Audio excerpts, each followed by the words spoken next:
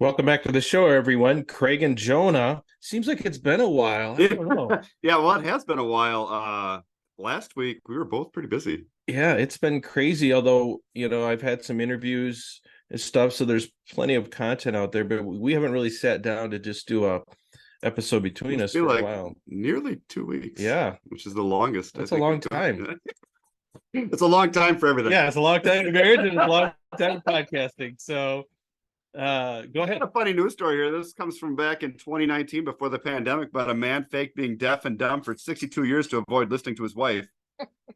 A man from Waterbury, Connecticut, faced a divorce after his wife found out that was not actually deaf and dumb and had been faking it for more than 62 years to avoid listening to her.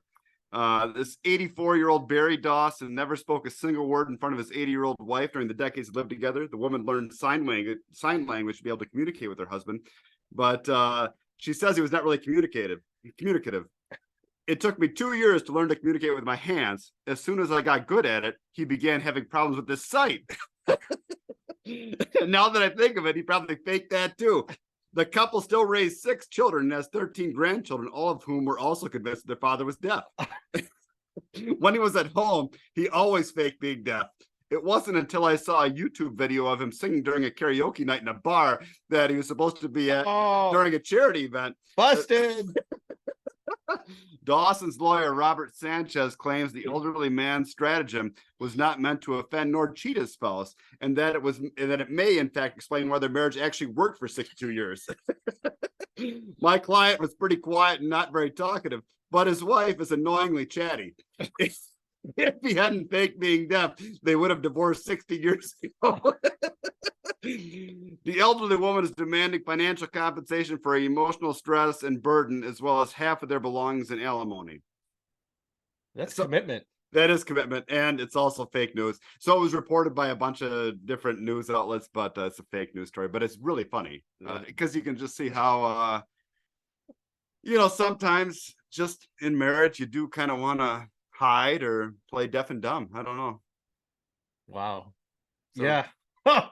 So I had to go to Snopes to really figure that out. But yeah, it's fake news. All right. Well, but still a fun story nonetheless. That is pretty fun. All right. So this is gonna be a little bit of a hodgepodge today, but I'm sure there's just people out there riveted by the saga of the poor Uncharted Man and our futile attempts to learn a different NFP method, which is risky. Yeah, you're telling me, but can't be any riskier than the way we've been doing it for the last 20 years. Yeah. So I think the last episode, I think this maybe just aired yesterday. Of course, this will be a couple of weeks when this comes out, but it was the middle of the night eating a grilled cheese sandwich in the middle of the night. Not resorting to brandy yet, but getting close. Yeah. I was that was right in the heat of the battle. And at that point in time, part of the storyline was we didn't have an obvious peak yet, and we thought we would get to day 23 would be okay. Then I found out it was gonna be day 24, 25. So at the time, this was a couple of weeks ago, I was thinking, okay, I just got to get a couple more days. Yeah, that proved to be wrong too. It extended on for it was over a month that I was on the no-fly list. Yeah, it really sucked. So you master your domain during that time? I'm not commenting about that. So is that your chart right there? Well, so what is red? Does that mean you can actually? Yeah. Or is that like no go, or is that actually go time? It's the start of a cycle. So okay. Because my wife doesn't always seem to remember how long it's been. Yeah, that happens. It's kind of funny. She had been really good for a while, and then the other day, I was like, she's like, wasn't it just 2 days ago? I'm like, nope. 4 days. Oh yeah. I said there's certain information that I know, and this is it. She's getting out of the habit. Yeah, that worried me a little bit. Yeah, boy. Warning lights are going off, yeah. So I keep track of notes here. Helps with confession too, by the way. There's an app for that. Yeah. this is I only need one part of the one part of the examination of conscience to be correct. All that other stuff is just unnecessary. But so I had to tell you the story. So we were sort of into this uncharted water, so to speak, which is very fitting for the name of the show. But because you kind of so they basically said you're on the no-fly list until a peak happens, which could have been days, weeks, months, years. I don't know. Yeah. I think she may have even put like a menopause tester in her Amazon cart, because like, wouldn't that'd be nice? Like it's like I don't want us to do this for 2 years and find out that, oh, by the way, you were in menopause this whole time. That's so at one point it's getting to be a while, and she's asking her NFP instructor, and her NFP instructor is like, well, can I see your chart? And my poor wife's like, because we cheated that one time. And so she made up a fake chart.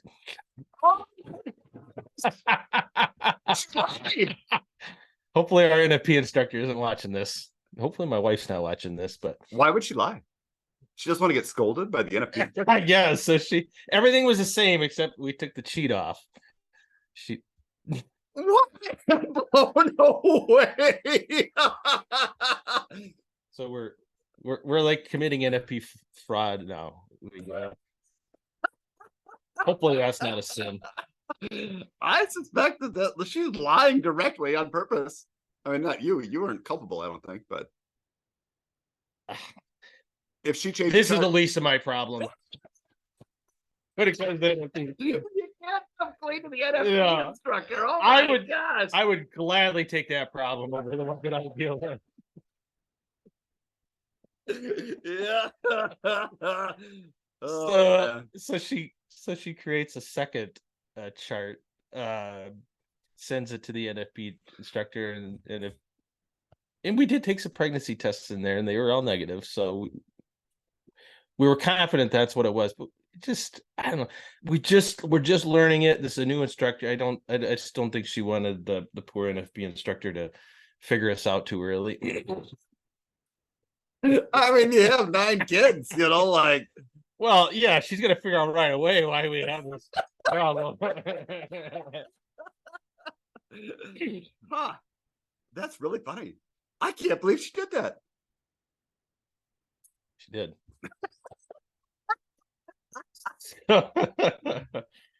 Anyway, the no-fly list continued for quite some time, and in the mornings I would get up and we kind of started to have fun with it. And I said, well, what did the parole officer say today? That's the monitor. No good. And I would stand outside the bathroom and like, let's go peek. Let's go peek. Let's go peek. It was actually kind of fun. Well, I'm sure nothing gets her in the mood like that. The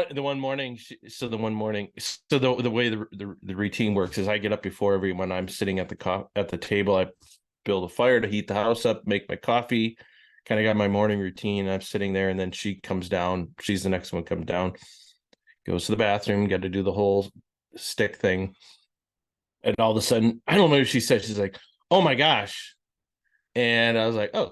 And I said, what? You got some news? Oh, no, it was something she had seen on Facebook or whatever like that. You can't do that to me.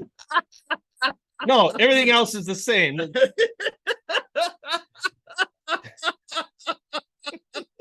That's funny. Every day you're intently listening. Yeah, we have this stare down. We have this we're just watching each other. She knows I'm waiting to hear what the results are.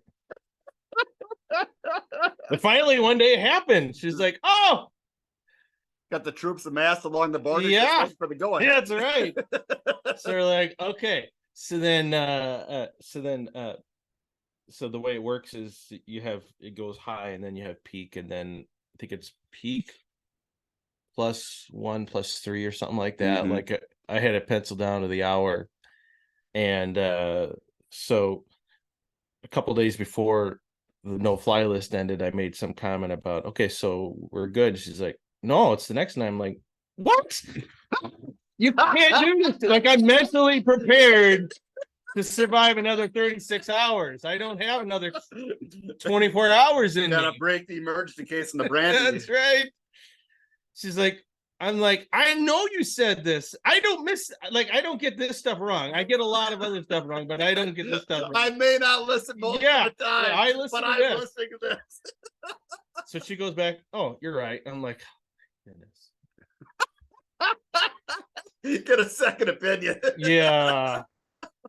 Oh man. So that was nice. Finally got off the no-fly list, and then promptly a few days later we started to do cycles. So but she did a little celebration because we made it a cycle without getting pregnant. Yeah, I think, is it 2 in a row? Yeah. Boy, you guys are on a hot streak. This is it. I feel momentum. You just have sex during 2 days a month. You're in great shape. Huh? Yeah. Yeah, works perfect if you follow the rules. And so anyway, I was really afraid we were gonna screw it up right away. I was really glad that cheating wasn't my idea. You're just so you're so desirable. Yeah, it's impossible for it to control. Yeah, I mean, can you Blair? Just dripping. Yeah, just sexual magnetism right there. Oh, so we survived, but we're back in the trenches again, and so how long do you think you gotta wait now? Well, it's a normal cycle, so until whenever she's comfortable, and then I think it's a 9-day window on the front end now. Like the last one, you got up 10 days or your first high reading, whichever comes first. Now I think it's 9. Okay. They keep whittling it away. Keep scaling it back. Yeah, I don't know. Yeah. So I don't know. That is interesting. 9 would seem long to me, I think, but I suppose, Well, and I will say, because as we were in the midst trying to figure out what was going on, of course, then she goes on Facebook and starts reading stories about people that have gotten pregnant on this method, even following all the rules. And so she was starting to get worried. The complaint, if you want to call it a complaint, that people have had with this is that it doesn't necessarily give you enough warning on the front end. So you could be low one day and then it's high the next day, and then it's peak 2 days later. Like just the survival length of sperm is more than the warning you get on the from the monitor. Some people have gotten caught in there. It's very good once you have it. Like it nails the peak day. Like I think that's the biggest benefit to it, that a lot of because she's like, if I was just relying on the old symptoms and stuff we were using, she's like, I would have no idea that I had peaked or anything like that. So the monitor is nice. It defines, at least cuts it off, but it's still, I think, a little uncertain on the front end. That's where if we're going to get trapped, that's where we're going to get trapped at. Well, good luck. Thanks. We're going to need it. Huh? Yeah, I mean, you made it 2 so far. Yeah, and we were up the last 2 nights. We've been up much of the night with a toddler that's, I don't know, teething or just doesn't want to sleep. And the other night I got up so my wife could sleep, but today we had to get up early and interview the Aussie. So I felt bad, but I wasn't going to miss this interview, so I guess I'll take my lumps at home when we get back.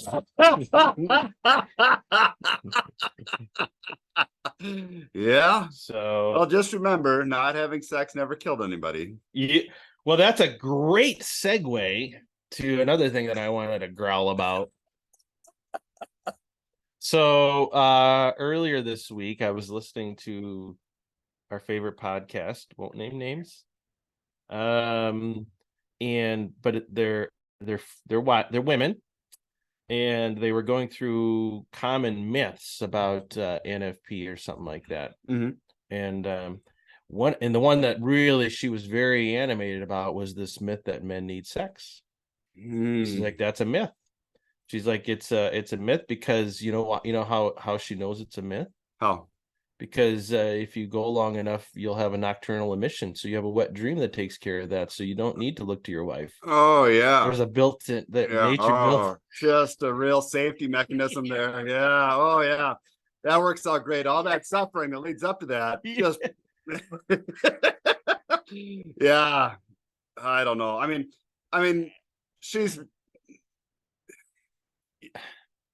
her marriage probably needs it.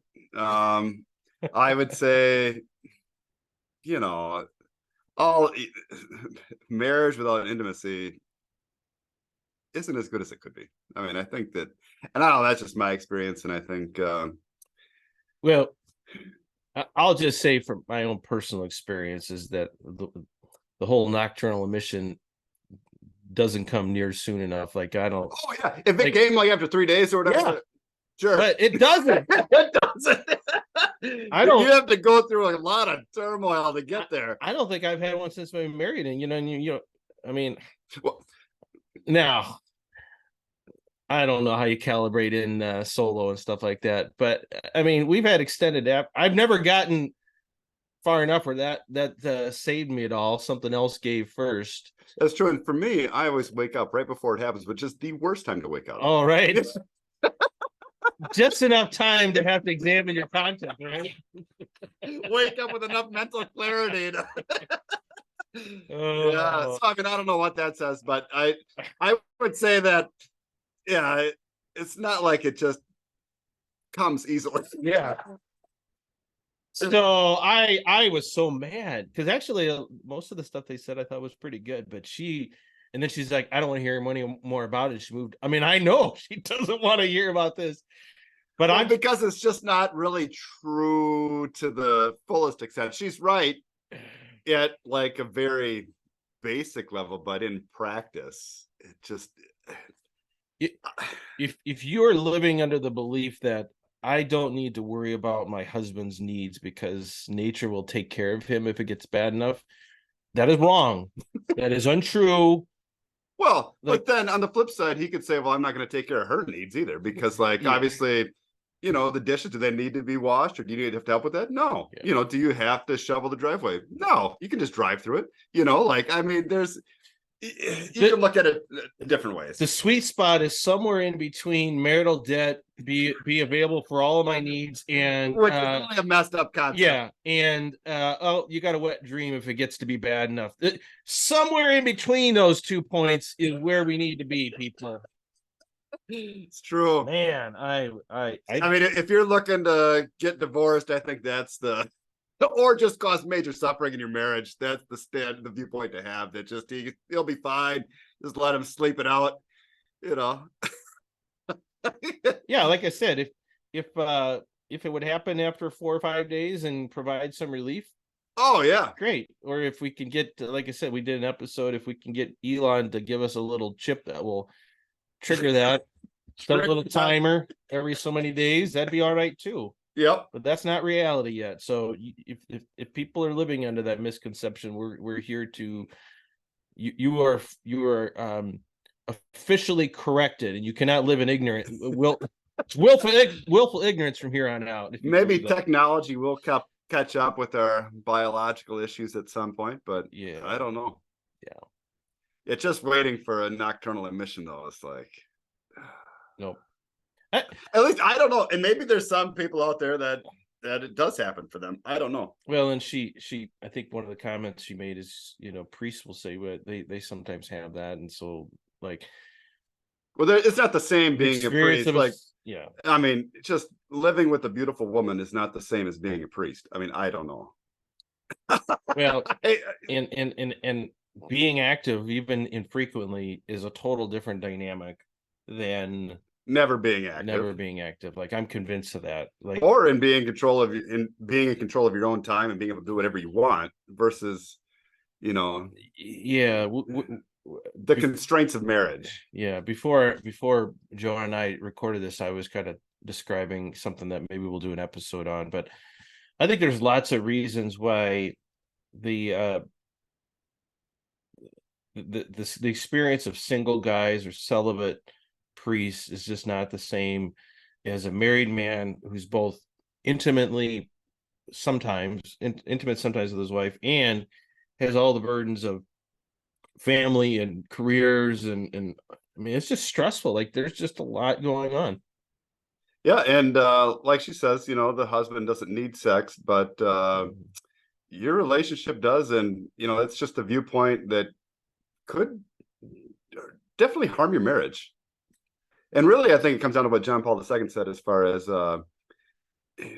desiring what is it, from Love and Responsibility, I think, desiring your spouse's needs, or putting your spouse's needs ahead of your own. Mm-hmm. I've kind of come around to the idea, like I think it's shooting yourself in the foot to sort of string your husband along, or kind of like be dismissive of his needs, because he's you're never going to get a better version of him than you will when you have a good intimate life and he's in the bliss period. So if you want him to go out and build that deck for you, or excel at work, or be better for the kids, I'm not, but the reality is, if you want him to care for your needs, you have to care for his too. Like, I mean, it just goes together. And I mean, to just callously say that don't worry about him, his body will take care of it on its own, it's like, oh my gosh, that goes against like the catechism, really, as far as why people get married. I mean, intimacy is an important part of marriage. It's both. I think it's unfair to the husband, but it's also it's dumb. It's dumb for yourself, because you're just hurting yourself in the long run, because you're getting a husband that's going to be like that. Is good. That would be one of the most hurtful things the guy could hear. Don't worry, you'll have a nocturnal emission eventually. Mm-hmm. Tough it out. Yeah, I'm gonna, just go to bed. Yeah, apparently that's apparently there are people that think that, and there may be a lot of people that think that now. So I don't know. I'd be curious. I mean, if there's people listening here, especially for married guys, like I don't think it's that common. I mean, unless you're just living, if you're what's not common, nocturnal missions for married guys. I mean, unless you're just months on end of no intimacy, maybe. But and then you're just hanging on for dear life at that point, just probably in everything, in your regular life, your marriage, just you're not thriving, I would guess. Surviving maybe, but you're definitely not thriving. So just something to think about. Yeah, I heard that. I was like, holy cow, this is, and that's just spoken like someone that's never had a nocturnal emission. Yes, and I thought about writing an email to this person, but based on past history, I know how that'll go. So that's what's so frustrating, is that some of the loudest voices out there are the most unreceptive to feedback, other than positive feedback. Yeah, we're welcome to all feedback. We thrive all feedback. Just feed us the negativity. We're small enough that the algorithm needs any feedback. But you would have a hard time, I think, offending these guys or whatever. I mean, we got a nice compliment a little bit ago about our show, that we're very authentic, and that's if we're not anything, we're authentic. That's true. So anyway, well, anything else? No, I think I don't know. I don't think so. Okay. Well, I got a long list of stuff that maybe we'll cover in the next couple of weeks or so, but so a lot of good stuff's coming out, although I don't know when this will come out, but we've had some pretty cool interviews. Maybe we should do the 30-day novena thing. Maybe we should promote that in the group for all 10 people that listen to this thing, and we can do it together and discuss the results. Maybe we could all start at the same time and end at the same time. The wet dream challenge too. Yeah, so we can see how long we can push ourselves. Yeah, I don't think that exists on the internet. The wet dream challenge. Well, no solo November. We never got off the ground. Yeah. Oh no, I got to tell you. So I'm in the middle of a podcast, and it's one of the topics that he hasn't gotten to yet is how not November can be dangerous. Oh, So I'm dangerous. I'm interested in that. What kind of podcast is it? Is it a Catholic podcast? It's a Christian sex podcast. Okay. Therapist, whatever. Well, I guess I would bet it depends on your age, maybe. Yeah. You know, if you don't use it, you lose it to a certain extent. I don't know. I'm just gonna guess that's what he's gonna talk about. I don't care if it's substantiated or not. I'm used to anything that throws cold water and extended abstinence is good information to me. I will not be fact checking it for accuracy. I will willingly spread misinformation. Oh gosh. So anyway, so maybe next time I'll have. I feel like I should go to confession after listening to that. Well, I'll maybe when I get through that, maybe I'll comment on the next time and see if people can say if they agree or not with that. But okay. Anything else, Jonah? Nope. All right. Well, thank you, Jonah. Thank you, everyone, for listening. And until next time, everyone. Bye. Have a good one.